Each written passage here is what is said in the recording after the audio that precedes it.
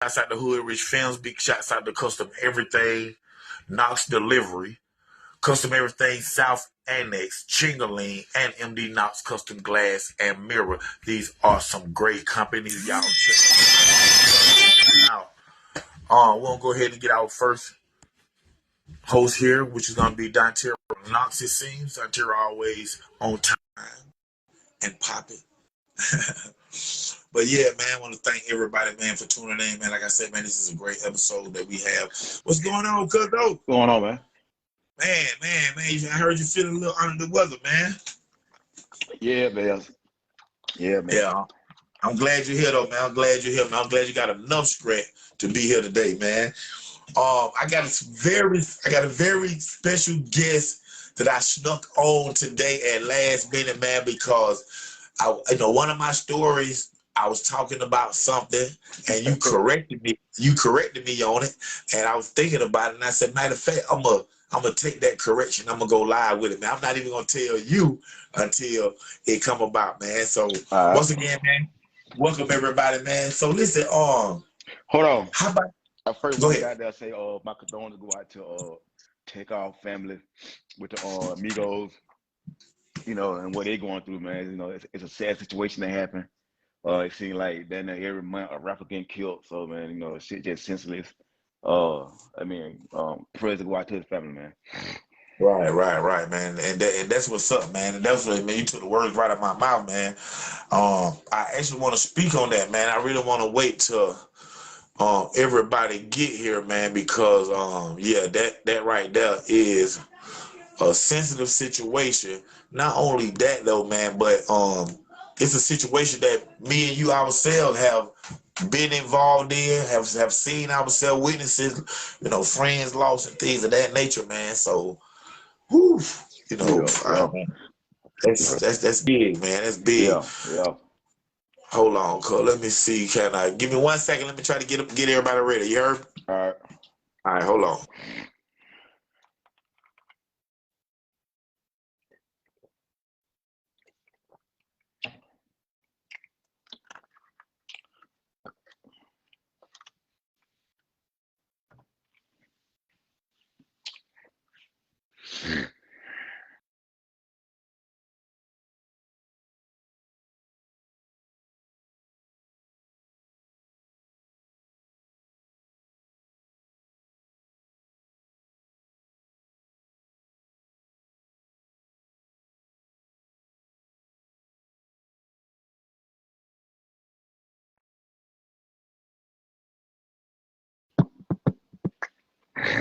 Yo.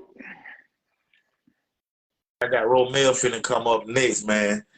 Hey, man, I actually I was doing my research on it, man. I actually seen like the video and the pictures of him laying there dead, man. Yeah, I seen that dumb shit, man.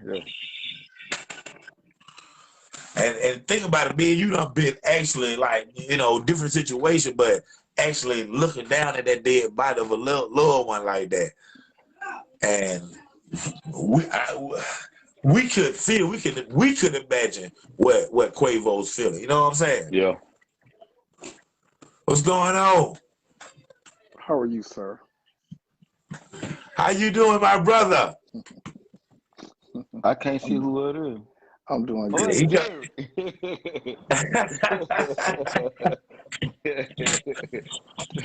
What's going on, my brother? How are you?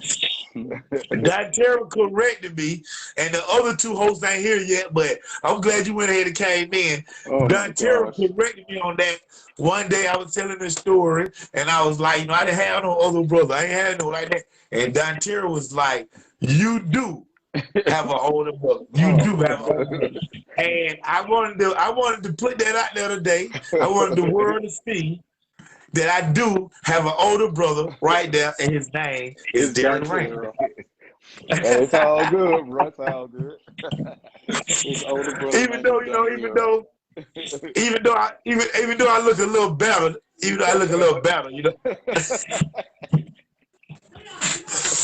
Hold on, I gotta go get somebody for you, Derek. Hold on. How are you doing, Dontario? Hey, man. Shit, right now I'm sick as hell right now, man. But other than all, I'm doing pretty good. What is that? Oh my God. Is that Jack Daniels? Yeah, no, it's per leaf. Oh, okay. I said, wait a minute. Are you really doing that on live? No, it's per leaf, man. Hey. Dude.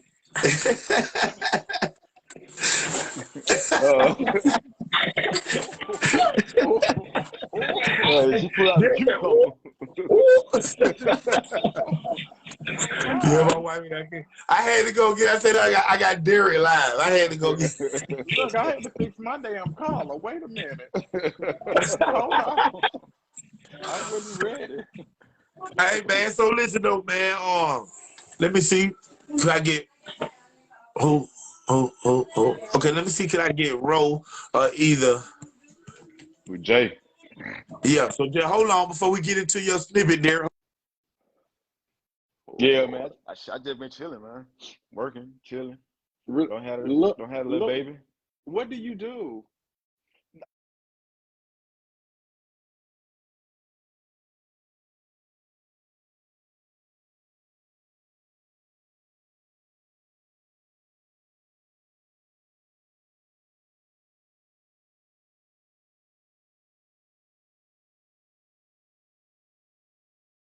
Yeah, I'm talking about change my whole goddamn life, really. Really? I mean, in a sense of, I mean, you know, I got 3 older kids, grown kids, but like it really like my second chance in like doing the right way, because with them I was young, so I really didn't know how to be like a father for it, and then just a provider. You know what I'm saying? Oh wow. So yeah, so you know now. Well, as a black man that didn't know and you're still learning now, I commend you. Appreciate it. I do. I commend you on that. Appreciate it. Yeah. Hey, Ro. Yeah. Ro. I got my older brother Darren right now. What's that? Man, why the hell I can't do it live? I won't be having no signal. Oh no. I don't know, man. But once again, man, I want to welcome everybody to the 15th episode of Crime Story with your host, Trees Knox, Donterra Knox, Romeo Thomas, and my protege, Jason Tilley. We're along today with a unique and special guest, my older and oldest brother, Derek Rainer. You don't have to keep saying it either. Derek Rainer. No. You can say that part, but I'm talking about the oldest. You don't have to say that. Oh yeah. I mean, everybody can tell you look it. Everybody can tell. I'm 35. What the hell are you talking about? Okay, man. So listen, man, I'm gonna go ahead and do what I wanted my brother here for. Like I said, man, just to correct, like that Tara did correct me and to stand corrected that when I was saying I ain't had no older brother to run to when I was in the streets and all that. At the time, I didn't know that I had an older brother. And when I got like 15 and 16, my daddy did come to Mount Zion College Park, and he let me know. And he let me know that I had an older brother, and and he introduced me to Derek. Derek had to be like maybe 16 or 17 at the time. Yeah, because I was getting ready to graduate from high school. Right, and I was happy as fuck that because I never felt that. I felt I had an older sister Kim, so I know how that feel, but I didn't know how it feel to have an older brother. You know what I'm saying? Until Derek came around, I'm glad that he did. My daddy did have a son before me to have, because he is a great and wonderful person and stuff. One thing that I do want to. I said, fuck these pain pills. Nigga leg be hurting, boy. I need extra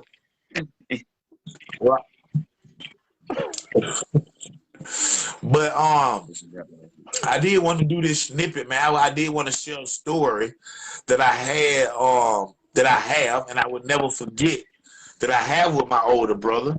And it was one that we would say a lesson was learned. And that lesson is I will always be the little brother. Hell no.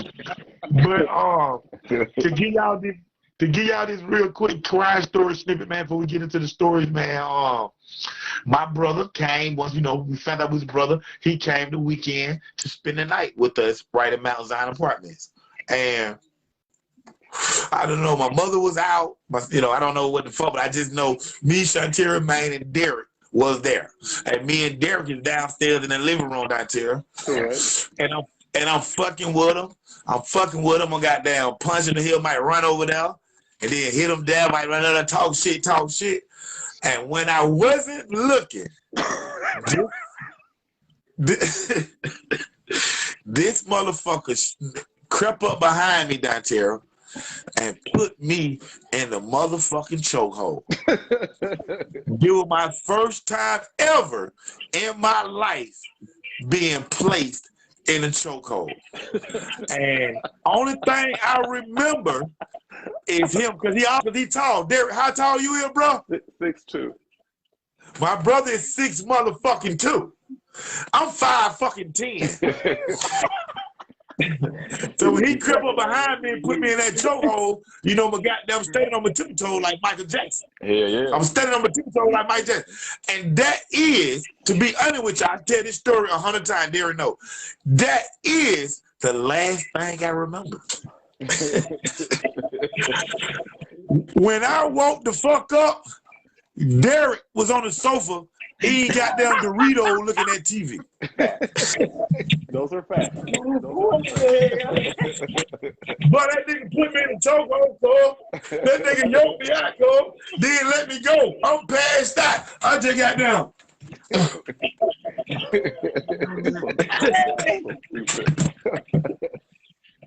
Hey, I ain't fuck with that nigga no more after that, bro. I fuck with that nigga. I had to get my pistol fuck with that nigga, man. Listen to this shit right here. Listen to this shit. Yeah. Nigga, Big Brand come to my house up there behind Mr. Winter one day, right? With the drunk shit. He with the drunk shit. Right. I ain't know.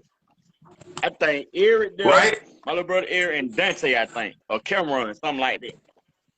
This nigga got damn Brand beating on the door. He on the drunk shit. He fucking with Eric. He want to play. Eric choke him out.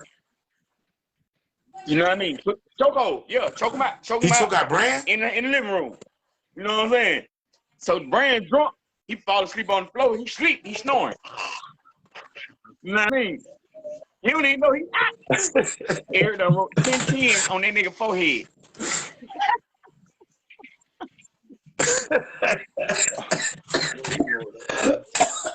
You wake up, right? You wake up. Man, shouts out to him. He wake up and like he just took a nap. Man, y'all niggas, somebody take me to the liquor store. He take the camera and say, take me to get something to eat. So he trying to holler at girls and everything while they out. He got 10 on his forehead though. Somebody say, you know you got 10 on your forehead, right? Bro, that nigga left camera and Wing Depot on Main Street. He got choked out. Wow. Trying to go back to the house and fight the bro, and he let his dumb ass in the house. Oh man, hey man. Oh man, that's crazy. Now that's crazy right there, man. Once again, man, I want to do what Dontero did earlier, man. Give shots out, man, to the whole rap industry and Quavo and the family, man. That, you know, with the tragedy that happened to take off, man. And where we come from, Romeo Dontero, even though Derek, my brother actually from College Park too, just to let everybody know the Rainey family. But where we come from, man, we have been witness of that same shit, man. I want to talk about that real quick, man. We have been witnessing to that same shit happening to friends of ours, even ourselves, you know, in life-threatening situation when it comes to sitting down gambling and things don't go right. You know what I'm saying? So, I want to know how you feel. How you feel about that? You're like, you know, what are your thoughts on it? Meaning, like, the whole gambling, money, you got money, they got money. Why are you doing it anyway just to lose money? things of the nature of when people be gambling like that. Like before you answer that, let me just give you everything. Like my oldest son came to me and he was like, he don't understand. When you got these rappers here, they got a lot of money. Then you got these rappers here, they got a lot of money. Even they get into it, everybody got a lot of money. Why is it? And I'm telling him, those ain't the only people that's standing around. Yeah. Those rappers that everybody know, they got their partners right there from the hood. And those are the killers. So just give me your intake, your input on Terry, even if it don't happen to you or somebody before. How you feel? Just give me your scenario on that whole. You standing right there and y'all motherfuckers just gambling 20,000 a piece. Is that something that you would do? If you would have hit the number right now, you was a $10 million nigga. Will we find you at the fucking pool hall gambling?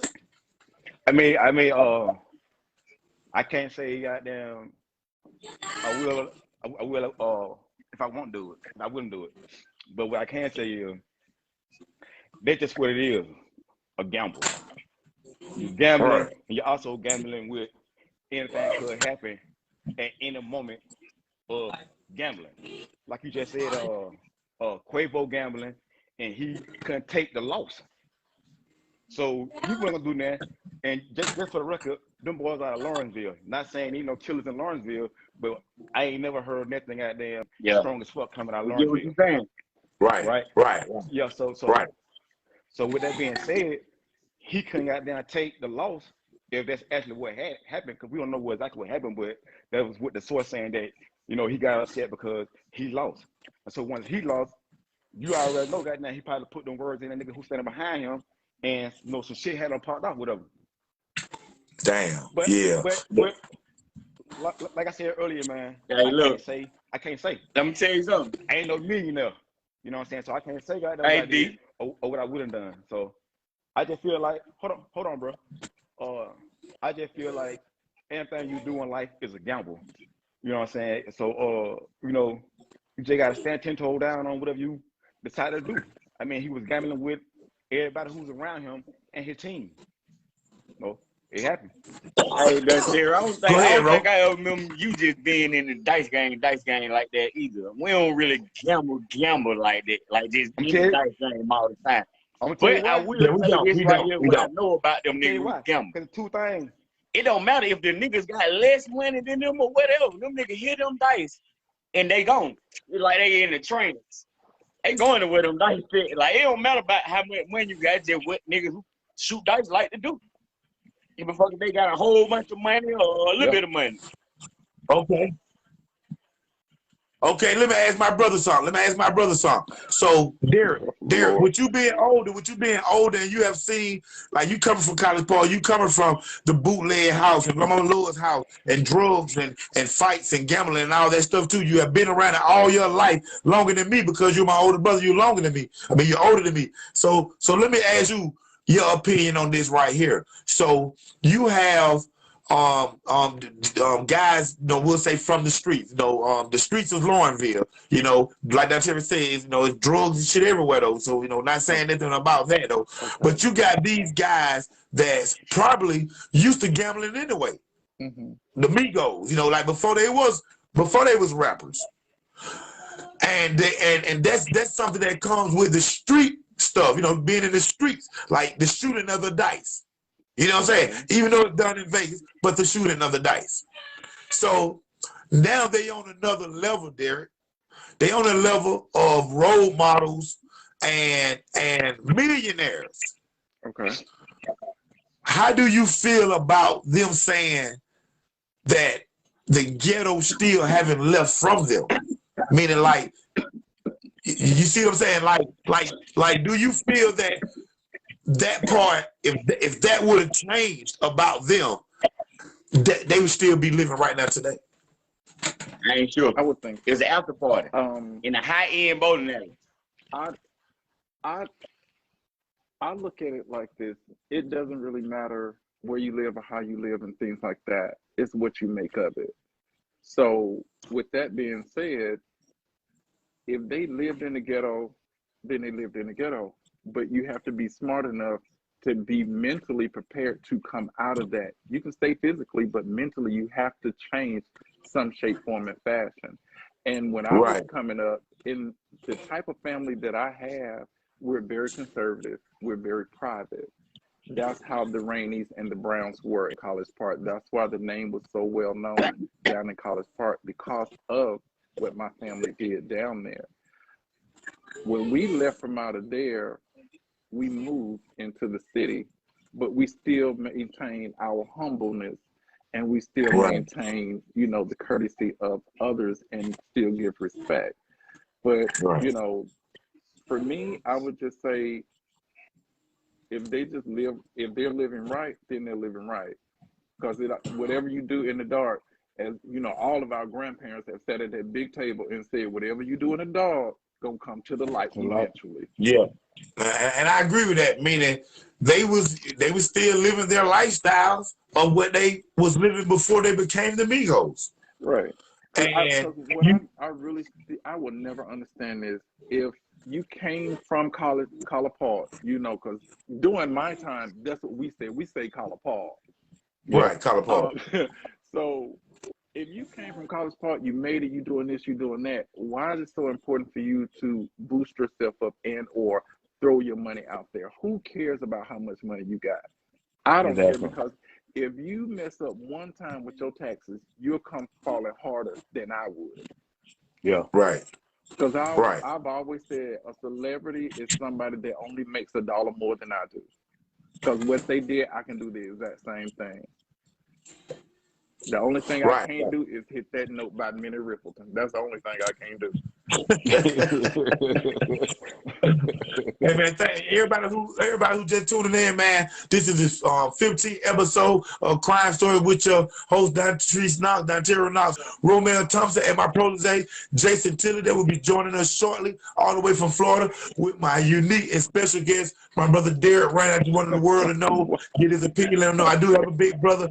Hey Derek, we love you. Thank you for joining us, man. We love you. All right, love y'all too. All right, now. Hey man, and that's what's up, man. You know, wow. Yeah. Wow. That same lifestyle. You live that lifestyle, though, bro. It ain't even about the lifestyle. It's about you like to shoot dice. That's all that shit is, bro. Like them niggas addicted to that shit. Right. Like nigga, Julio Jones. You done heard times of Julio Jones shooting dice with the Migos when he played for the Falcons. Like, you know what I mean? It's with them, it's kind of with them niggas. Right. But goddamn shooting dice ain't goddamn what got him killed. We ain't talking about that. We talking about goddamn. Oh yeah, that's always. Dice. So goddamn, right. You know what I'm saying? So like you just ain't gambling. Like it been plenty of time. For instance, we ain't got down at my house when I stayed in Touchdown Park, I had them big ass party. And them niggas in there goddamn shoot every Friday. Yeah. And Cub goddamn sneak calling me, hey Cub, let me get him. Let me get him, Cub. Let me get him. I'm like, no. I don't like But that's where it come with. I get what you saying. People, but it's the nigga habit though, bro. Like that shit could have it anywhere though.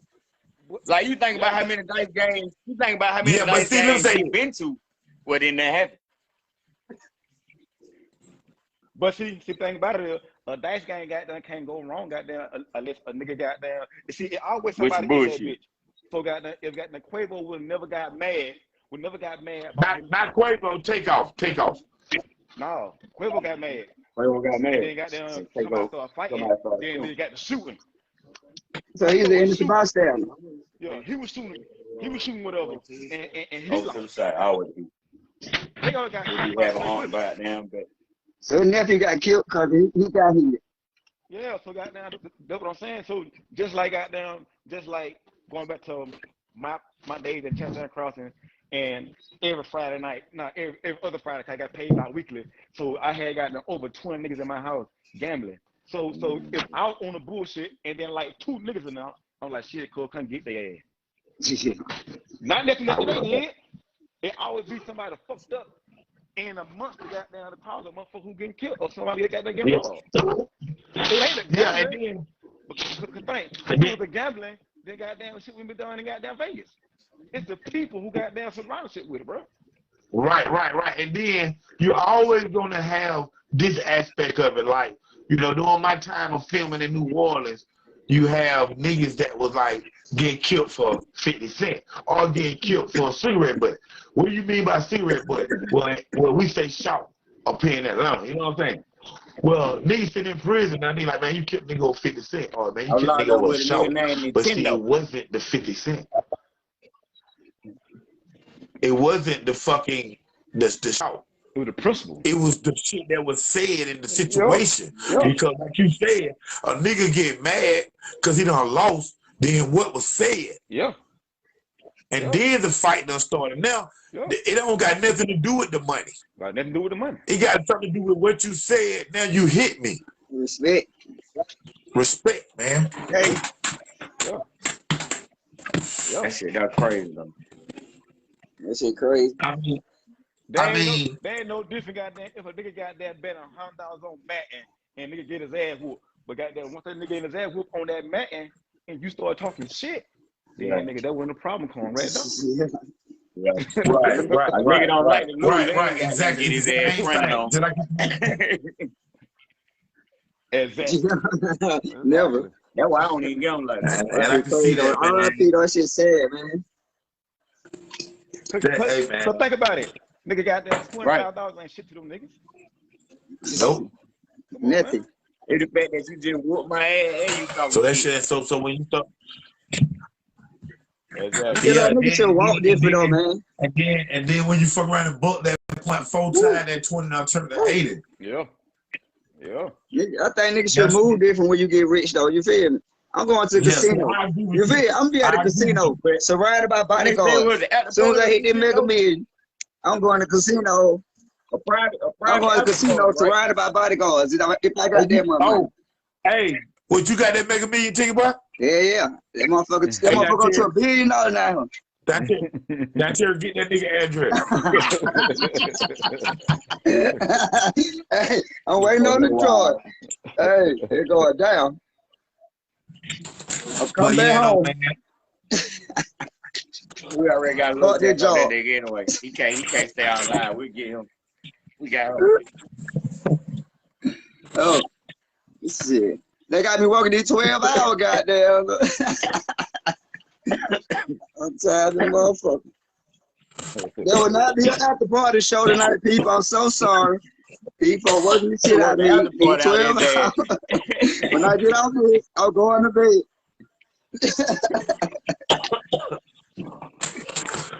All right, guys. Somebody want to take us? Somebody want to take us into a story? You got one, Ro? I'm gonna bag that motherfucker up. All right, so ready for it. Halloween, right? Remember when you used to always throw the eggs and shit? Nobody really couldn't get, like, if your ass didn't go eggs from bust before they close or nip before they close, you fucked up. Or you couldn't call the charge store. Or that we at. And you ain't getting right there. We got all the eggs, all them our eggs. So goddamn, this back probably we was still trick-or-treating. I know Sandra with it. You know what I mean?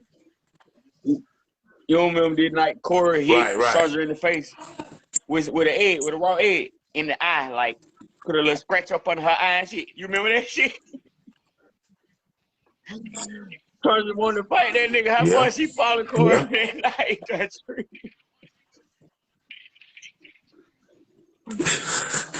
Yep, that nigga got down hit Sandra ass in the head, in the eye with an egg. I think it happened by Hunt Coat. I remember we by me at Jenny May house on Princeton. Sandra was still behind that nigga trying to throw hands.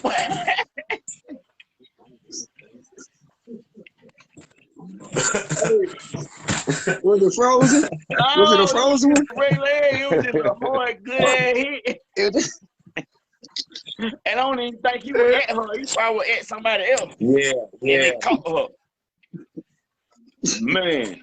This same night, Tree, I think you took who ate that what we had around there.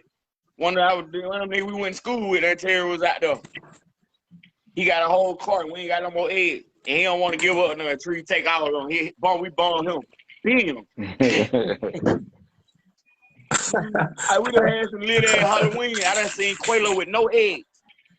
And Shell Ball over there come down the hill like this right here. Quelo pull out a 4-5. I ain't never seen a nigga just freeze.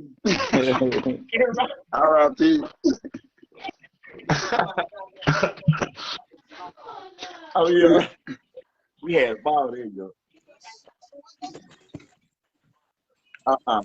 Hey, yeah, man. Actually, man, that's crazy, man. Like, I didn't do Crime Story yesterday just because we had a Halloween party and like / birthday party type thing, man. You know what I'm saying? But I went live, huh? It was my son James and my son Coach, my oldest son, and then my 11-year-old son. We had like a birthday party, Halloween thing. That shit was big. He had not terrible was gonna come, but he had got sick and shit. But man, that shit was one of the nicest parties my wife done had, man, because she know how to decorate like a motherfucker. You know what I'm saying? Fix that shit up, man. Hey, boy, you got a Nick Cannon, ain't you? Yeah, man. Yeah, we got a lot going on, man. Hey, my dad laid it down, I'm saying. So sorry about that on the side of that Nick Cannon style. That's what I'm telling you, man. Let me get my paper, man. That was handy, man. Hey. Let me get my paper with my story on it and a hat. Hey, man, I couldn't get to y'all for the goddamn party, man, but that shit was incredible, man. I met a Georgia Bulldog cheerleader. She gone now. She went back to Athens. What the hell the party It was great, man. I got so drunk. It was right there by Jacksonville Stadium. I floated around. I got so drunk. I couldn't remember I get home there. I went to Jacksonville Police. I say, so, would you please take me home? I ain't getting in the back seat, though. He wrote me directions. I got beer in my hand and everything talking to you folks. Hey, man, that shit was too turned up, man. That shit was turned, man. That shit was turned, man. And of course, y'all already know, man. Look, them folks already knew what I was gonna do. Hey, look, y'all. Them folks already knew I was coming. Man, that shit was cool, all right, man. All right, welcome back, man. Welcome back, man. We'll go ahead and get the story going. Man. I got a bastard ass story for y'all, man. This is a story that y'all, it's gonna leave y'all speechless, man. It's some real shit, man. Everything that we tell y'all on Crime Story is some real shit, man. So pay attention. Here we go. So this is 2009. I'm staying in Newnan, Georgia, and we had just produced American Kids for National Geographic Kids. Our shit is hot right now. VH1 biting all our shit. And we decided to work on my film, which is a book. The book I wrote was Atlanta Nightmare, which was a book about my life, which we changed and brought out, released in 2010, called American Nightmare. That was a biopic of my life. And as we shooted this, I have everything scheduled lined up. This week we finna go and we finna film Johnny Orner. We finna interview Johnny Orner. You know, he was one of my closest friends. So the producers and director wanted to talk to him. So white boy Frankie, close friend of mine, still right now to this day. We was closer, but he's still my partner. He called me because he was in the first film, which was New Orleans Exposed, but in the edit, that part had got cut out. Nothing with him, it just, we didn't use it. But I had to let him know that we was doing American Nightmare and that we was gonna, I was gonna interview him for my film and shit, and we was doing ATL Exposed at the same time. We was gonna get some film for that while we doing my movie. So we was filming 2 films at one time. When, you know, Frankie called and said, "Hey Trees, man, when you gonna put me on it? Hey man, we ready. You should come to East Point right now," because they was having an event and it was a lot of people out there. But I told him the schedule wouldn't allow it. I was going to Riverdale, pick up Johnny Orner, get with Johnny Orner, and things of that nature. And plus, I had already talked to JJ, so he's waiting over that here. I know this shit. Bro, I don't even know if you know this shit. It's calm, bro. We cool, bro. We cool. It's crime stories.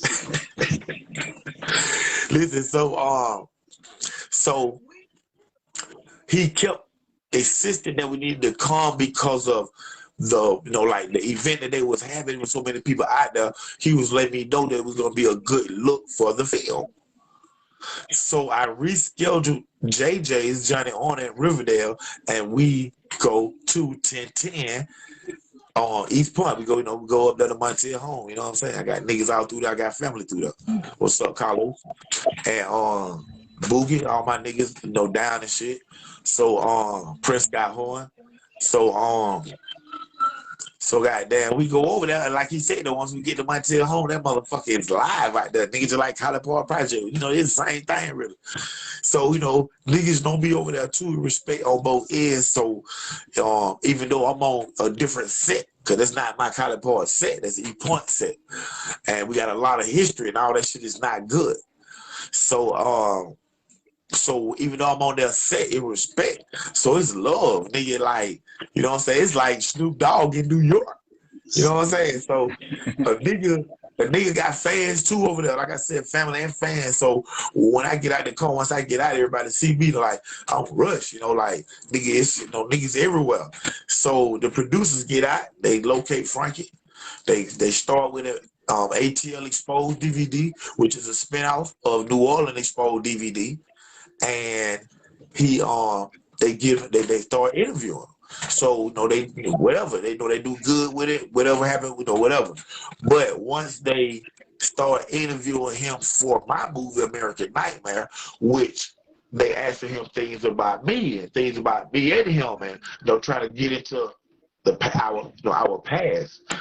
One of the producers come to me at one point and let me know, excuse me, y'all, let me know that they're having a hard time with Frankie. And I'm like, what you mean?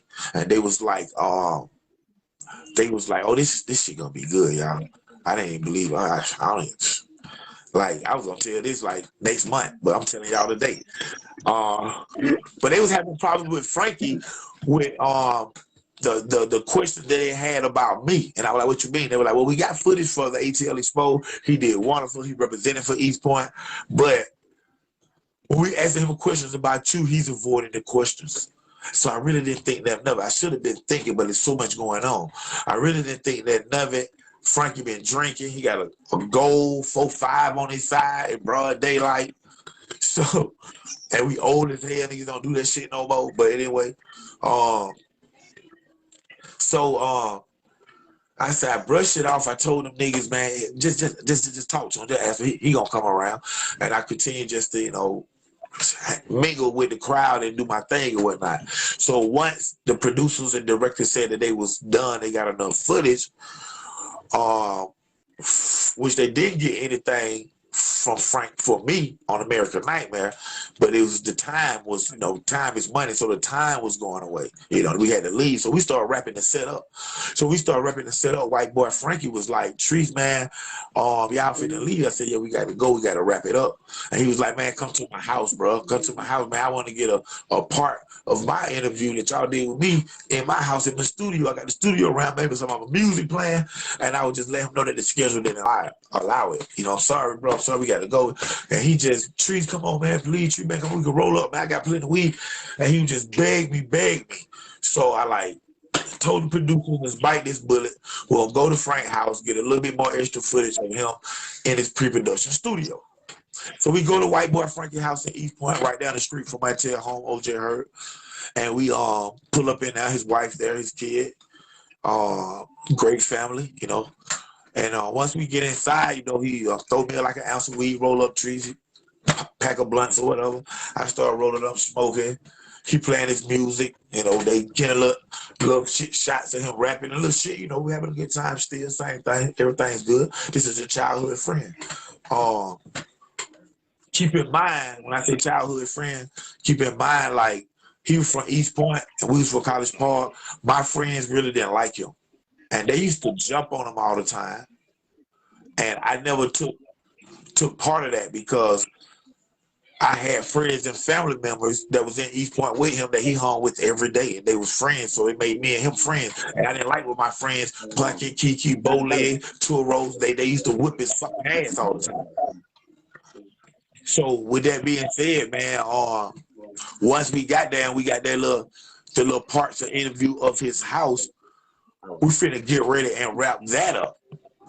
And the producer, the director video, Wayne said, Trees, we never got the interview about you with American Nightmare from Frank. He didn't ever say anything. So I was like, go ahead, man. Y'all just go ahead and do it now, since before we leave. So he whipped the cameras back out, and he went to ask Frankie, which I'm sitting right there this time. See, all the other times I wasn't right there when they were trying to ask him these questions. So now I'm sitting right there in his house. I'm actually sitting Indian style in the middle of his fucking flow, because we're fucking friends, rolling a fucking blunt while they interviewing the nigga. And they asked the nigga about our childhood in school. And what he did was fucking amazing. Like, it was fucking some East Point shit, I guess. I don't fucking know where he fucking grew up at. But what he did was, he said, instead of answering that question, hey man, you and Trees went to school together, man, know when y'all was young, man, how that shit was, tell me about Trees. He went to like, man, what I want to know is, man, like, Trees set up my friend Bootsy, man. He set up my friend Farrah Miles, man. And what the fuck happened right there, man? He just like went that way with some shit I had done. So, crime stories to explain to y'all what the fuck he talking about is this right here. You see what I'm doing out there? Yeah. A story within a story. So this is what Frankie talking about in the interview. So LaFarrah Miles called me one day, and LaFarrah Miles tell me that he on with the cocaine, which me and LaFarrah Miles great friends still this day. Good friends, great back there. I love them still. Shouts out to the Miles family. And he let me know that he was on with the cocaine, which he, like I said, we were school friends. He never sold cocaine shit before. And I just said, okay, bet. He knew that I snorted cocaine and fuck with it. Had a lot of friends that dealt with the shit. So, okay, bet. Hang on the phone. The next day, my Uncle Chris Knox get locked up for about 80 sacks of crack at College Park. It was like my Uncle Chris' second time getting locked up. And for those who don't know, but like my family and all that, I'm the oldest nephew. So that made me like Chris, like nephew, brother, little brother type person. And with me being who I was out there already as a juvenile, I was a lot more, and like my family's past on my daddy's side, I was a little bit more violent and like aggressive than my Uncle Chris was. So I always felt that I had to like protect my Uncle Chris. Dontera feel the same way right now to this day.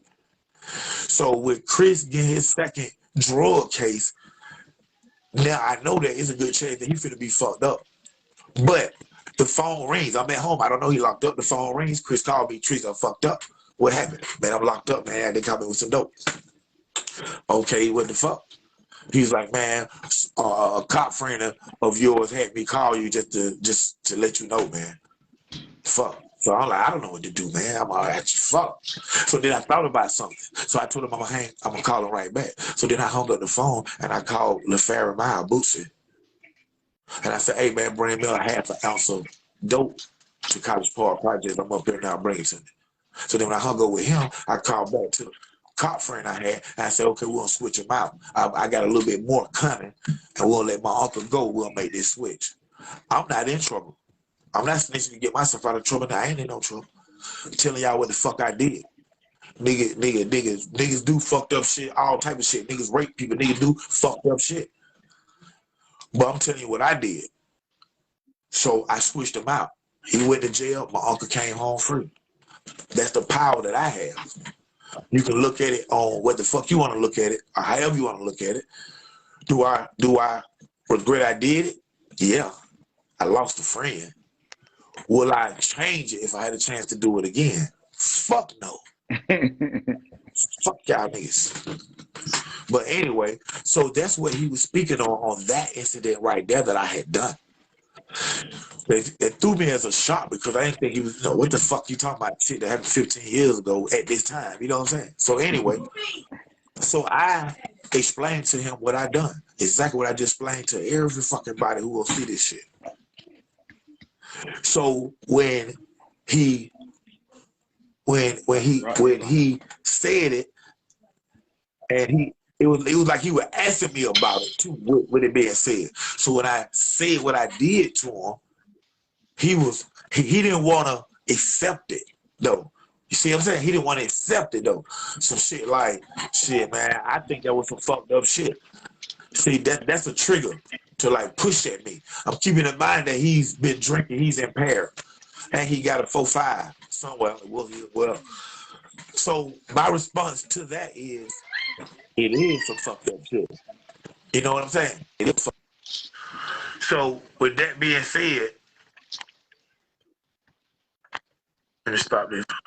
Yeah, man.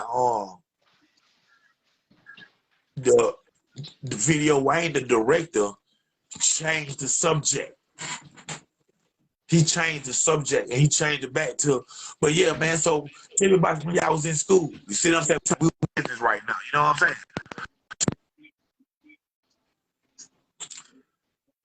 When he changed the subject, yeah, man, what trees, man, tell about the school when y'all grew up together. With him having that vibe already from what he just said and how I handle it, like it is what it is, basically, nigga.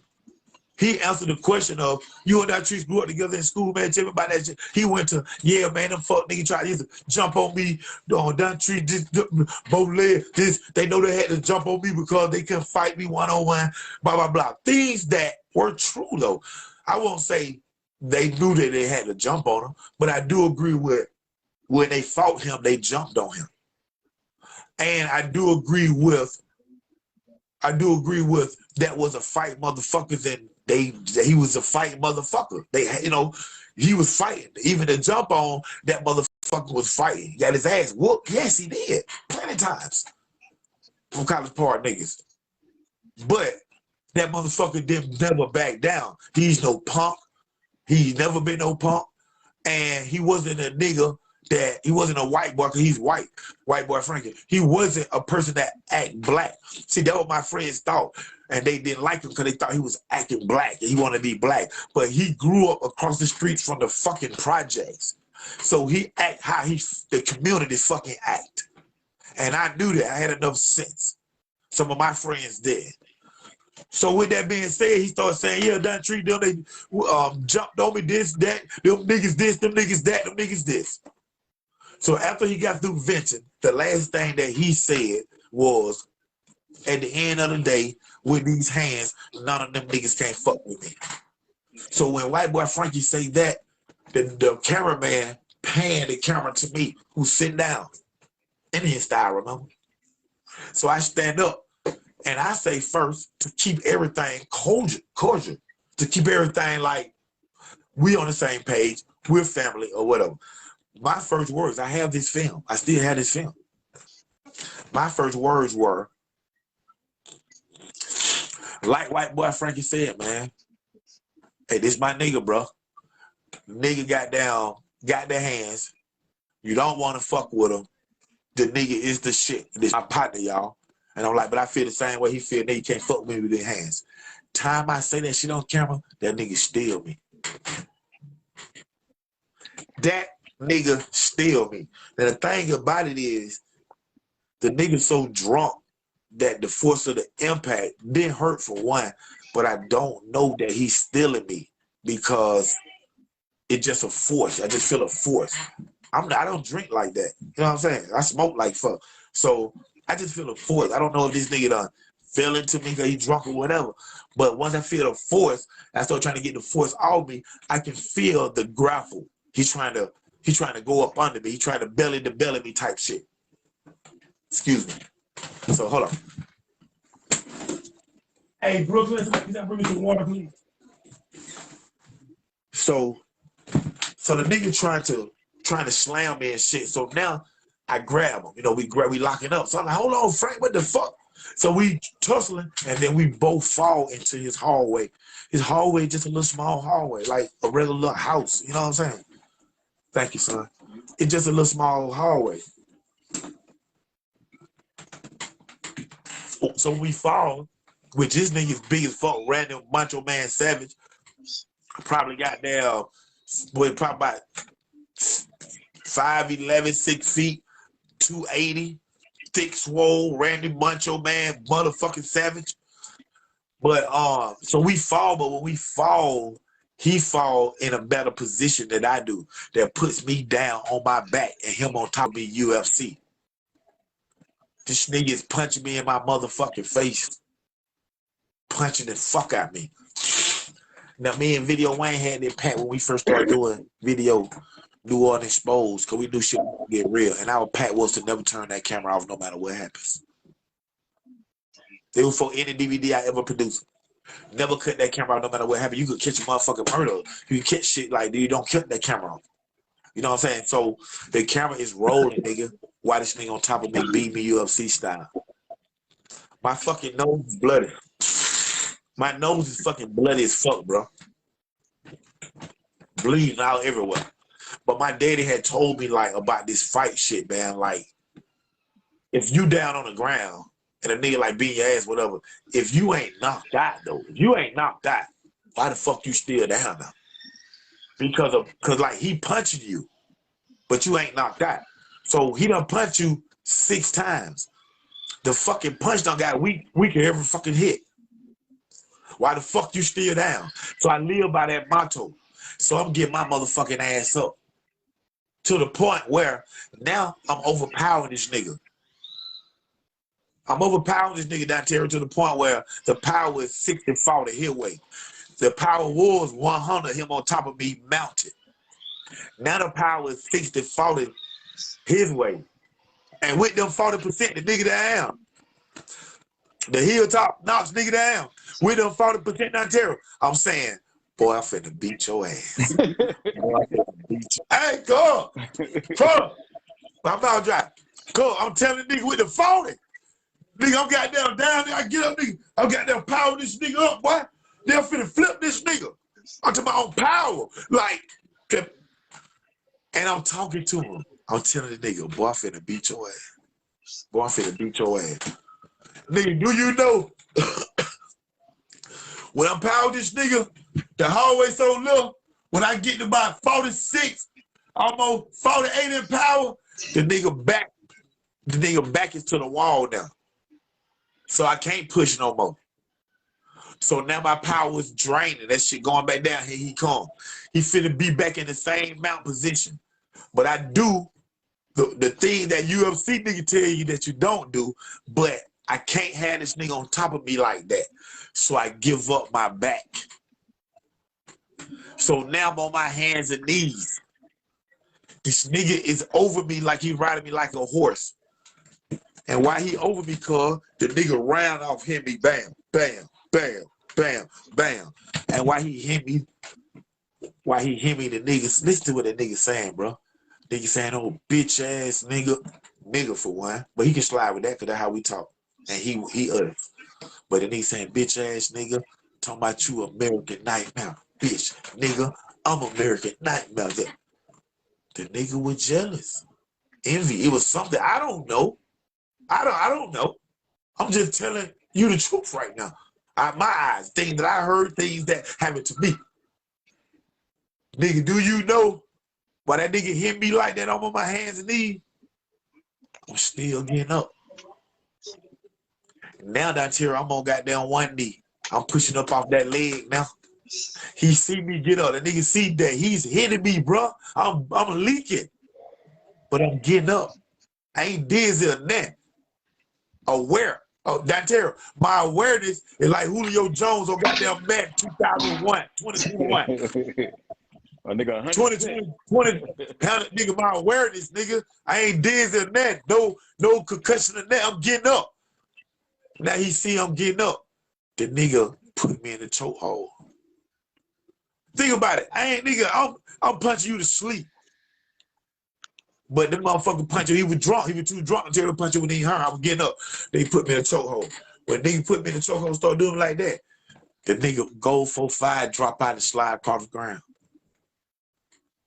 Hey, this shit crazy. This shit sound like deja vu, man. These damn pistols slide everywhere. Yeah. The nigga go 4-5, slide across the goddamn floor, bro. Both of us see it at the same time, me and white boyfriend. Both of us going to get that motherfucker. that motherfucking white boy can't jump because he jumped over that goddamn motherfucking bird. But yeah, he grabbed that motherfucker. Cause he grabbed that motherfucker unleaking. I grabbed the goddamn my face, look at it. I look at the camera crew and some more folk my people that there, and I'm like, goddamn, let go. Y'all going out the door. We going out the door. Camera still rolling out there, moving everywhere. You see me? It'll come on me. It'll come off me. Going out the door.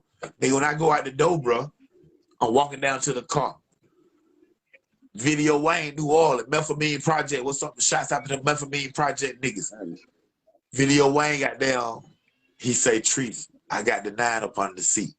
Now, when we get to the car, we at Video Wayne car, the director.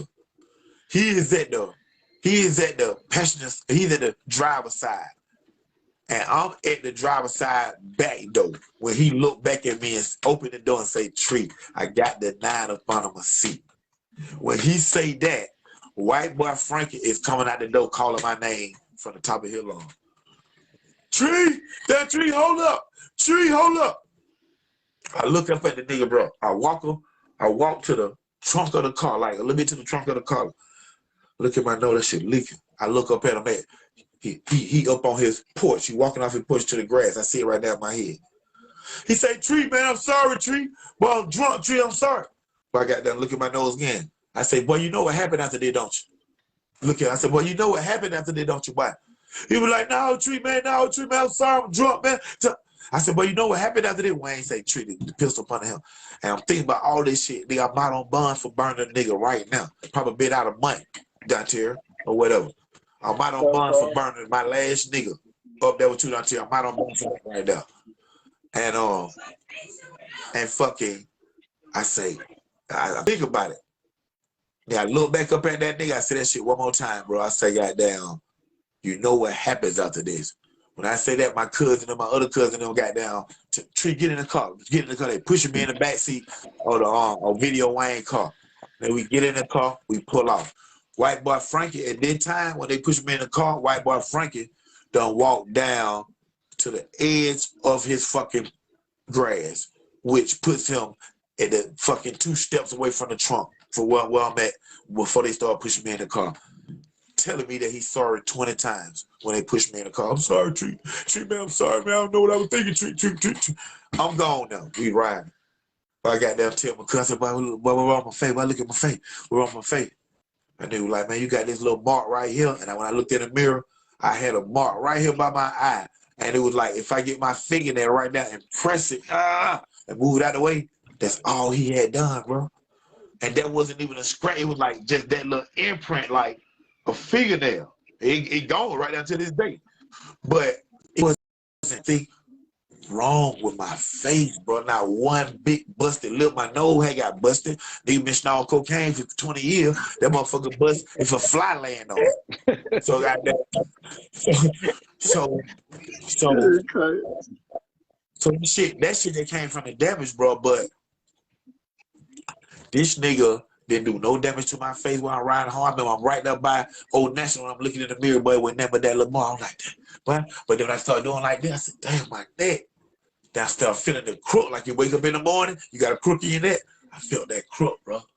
I'm like, damn, man, that nigga fucked my neck up, but fucked my neck up.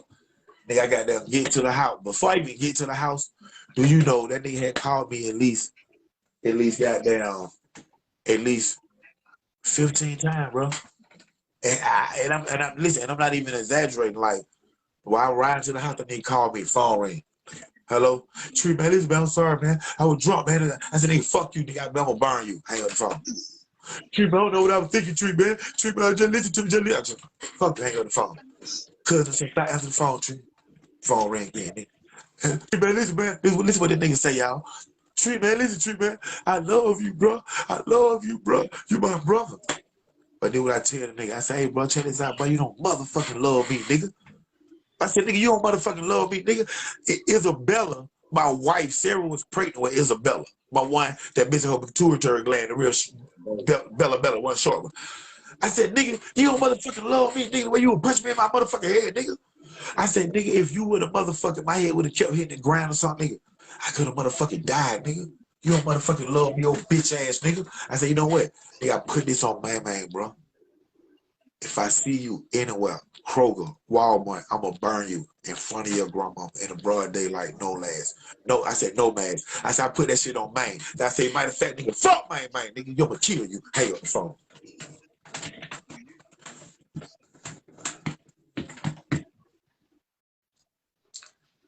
Nigga, that shit took me a long time, boy. That shit took me a long time, boy. Cause niggas don't put their hands on me, especially like that, boy. Nigga. Let me tell you what I did this nigga for the next 5 years. And I said this shit is priceless. Anywhere this nigga went, I had niggas call me because niggas had either seen the CD. I had it on CD. What happened? Download, put it on CD. They seen what happened, or either they had heard, or either I had told them. Nigga. So with that being said, Colton, bring me some tissue, please. With that being said, bro, everywhere that nigga went, Central Station, the Waffle House, walking to his baby mama house, niggas seen him, my niggas seen him. My niggas seen him, and my niggas fucking will call me and be like, Tree, well, we right here in Central Station, geeked up. This nigga white boy Frankie J. Paul right beside us. Then I hear one of my partners in the background say, Tree, what you want us to do? Say the word. I said, no. I'm gonna call y'all right back. And this nigga know I'm telling the truth right now. White boy Frankie hearing this shit, this nigga know I'm telling the truth. Nigga, I ain't know, nigga know how I get down, but for real talk. I said, I'm gonna call y'all right back. I hang up the phone, I call white boy Frankie. I said, hey nigga, you think you just gonna party me at Central Station, nigga? You gonna go in that motherfucker and die tonight. Then I hang up on me.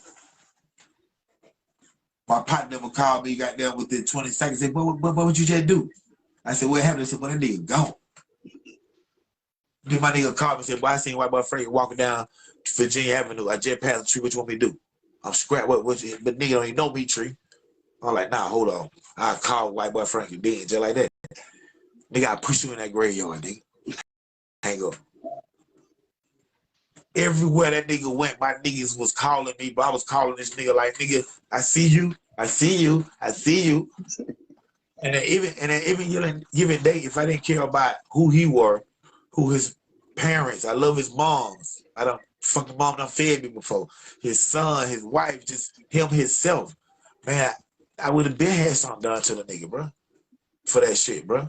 Just some real shit, man. And on top of that, man, one day I'm walking home after I had my fun, because shit like that to me is priceless. For him to be scared on what the fuck I'm gonna do to him for the next 5 years, that shit was priceless to me. And when I did come to my senses, I was walking home one day, just rolling a blunt, and I thought about him. I'm at noon, a nigga walking down the street, broad daylight, rolling the blunt like a collegepark nigga. And I thought about him. And I said, man, fuck Frankie. Meaning like, not fuck him as a person, but fuck that situation. I ain't gonna play myself out the street. Even though a nigga can do shit and not play himself out the street, because I know how to do shit. No, this ain't, just however, anyway. But one thing that he did say, and I'm gonna put this on air because it's something that happened. It's true, no matter if I liked it or anybody else liked it or whatever, and it's part of this story. I did let it go, but he didn't know, and I let it go up to a certain extent. Meaning, stay out my world, nigga. And you motherfucker, that anybody won't get shot in the face. So let me blow my nose, y'all. Excuse me.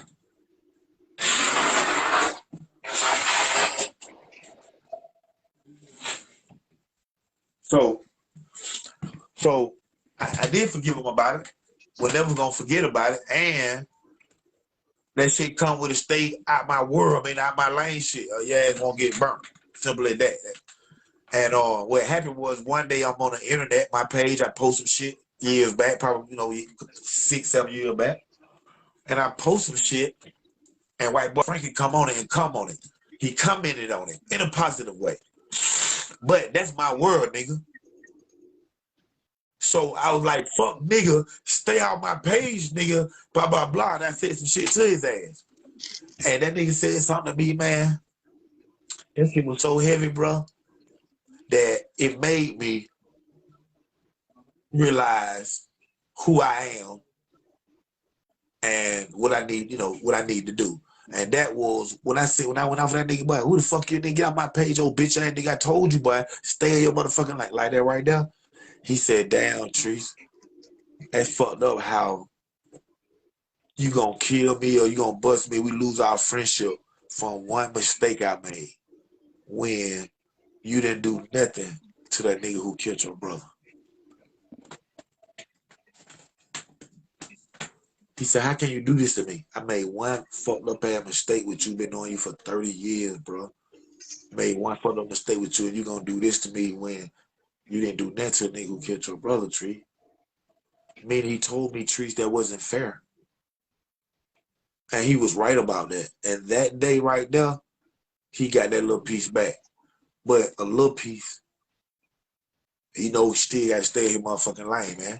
But that real shit, man. That's this crime story right here live with your host, Don Trees Knox, Don Terry Knox, Romeo Thompson, and Jason Tiller, man. Thank y'all for tuning in. Hey, man, that's real crime story shit, man. Everything that told y'all from that Chris Knox shit to him saying what he said, man. This shit that I deal with, that we go through, I knew y'all already knew the story. You know what I'm saying? But motherfuckers don't know what the fuck happened. You know what I'm saying? And I got all this on tape, man. To end that off. Let me just to end this off of that story. 2 years after all this shit happened, while me and Frank is like that shit is still in turmoil. That shit still heated a little bit.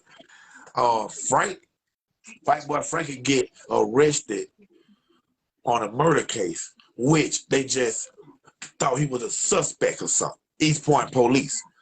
So did I get a call from my cousin, who at that time was K9, Calvin Ponder, and they had white boy Frankie in custody, pending on the evidence on this murder case, which he didn't do, and they was about to release him.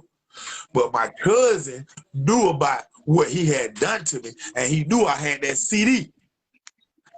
And he was like, cool, I remember what the nigga did to me, bring me that CD. So I take the CD, copy of the CD, up to my cousin at E-Point and give it to him. So after they see the CD and see him jumping on it, right, they listen to what he's saying. And by him saying, bitch ass nigga, they charge that nigga with hate crimes. Now that nigga locked up, fucked up, no bond. But you know what happened down there?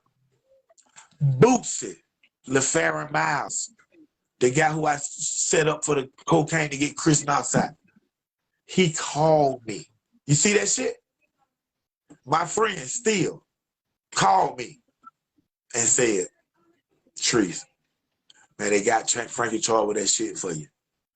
I need you to do this one favor for me. Clear him. And I cleared him. You see what I'm saying? After I had did that to Boosie, he went to jail. I ain't see him no more. Of course, he gonna go to jail. This boot camp, wherever he went through his whole, fucked his life up, so bam. The next time I seen him, it was the day after Maine. It was the day of Maine funeral. We get back to collegepark and everybody team up. The repass. We 500 deep out there, and this nigga make his way through the crowd. That's my first time seeing him. Hey, Tree, man, I'm sorry. I said, no, Boosie, I'm sorry. He said, no, Trees, I'm sorry, man. Hugged. All this shit. See, listen, all that shit happened before white boy Frankie swung on me. He didn't even know. You see what I'm saying? He on some drunk shit, did that swinging shit, about to get his ass fucking killed. Then fucking goddamn, I'm sorry. Then his ass go to jail for some hate crime shit. Then you got the dude Boosie, who I fucking set up of 360 back to my friend, called me because he needed a favor. This nigga who I set up and got Chris fucked up about. He supposed to not like me at all, don't even want to call me. But he called me and say, Trees, I need a favor because we still is motherfucking friends. Things happen, fucked up things sometimes. You know what I'm saying? But yeah, man, crime stories. right here live. This shit is what it is. We bring y'all true, we bring y'all honest, and we bring y'all facts. Every day, 8 p.m., Crime Story with your host, Dontrese Knox, Dontaria Knox, Romeo Thomas, and my protege, Jason Tilley. And I had a unique host today was my brother Derek. Randy, you seen Derek on that, bro? Yeah, I seen it. That's why I ain't clock in to see it like, oh, I knew you could put me in. I ain't know that he was gonna pop in on me real quick. I told him to wait till I fucking call his ass. He wanna jump in and goddamn think he looked better and shit. That's why I sat back for a minute. Yeah, I seen it. Right, man. But anybody wanna take us out? Anybody got any snippet, anything wanna take us out before we go? Crime Story after party was not the show because I've been working 12 goddamn hours. the construction shit, hell, you feel me? Especially when you somebody in this shit. But tomorrow, I will be back with the after party. Nigga say he got down something like when you somebody in this shit, like you got down foreman, like he got down walking around with the hard hat with the blueprints and shit. Hey, I got a team. I'm a lead. I got a team. I've been lead on the street. I ain't never been lead on no job. You feel me? Hey, I'm so glad with everybody. What's that? Hey man, but once again, man, our condolences go out to Takeoff, the Migos, that whole family, man.